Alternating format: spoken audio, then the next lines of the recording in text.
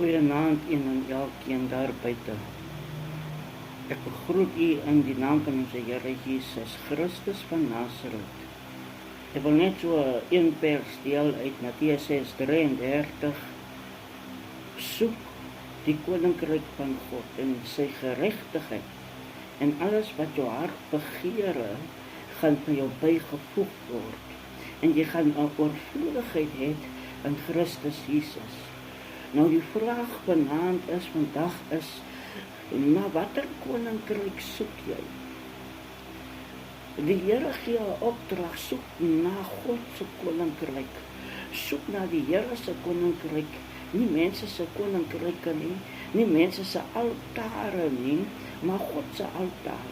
Want selfs hekse en toordenaars en waarsêers wat by God se altaar kom morse, moet sterwe, sê die woord.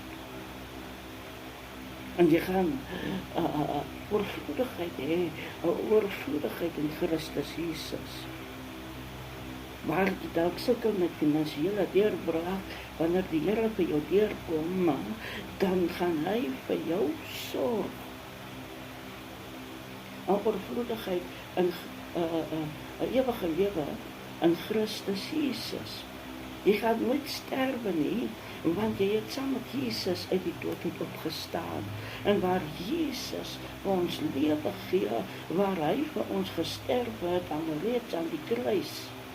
Ons gaan nou in 'n seisoen van weer eens Kersfees hou en dan weer eens vir hom kruisig. Kom ons wees jubelendheid, blydskap, vroomheid in Christus Jesus in hierdie laaste 2-3 maande wat ons in is vir 2025.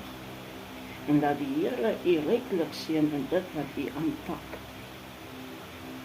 Laat ons hom dien in eerbiedigheid, in volwaardigheid en volharding.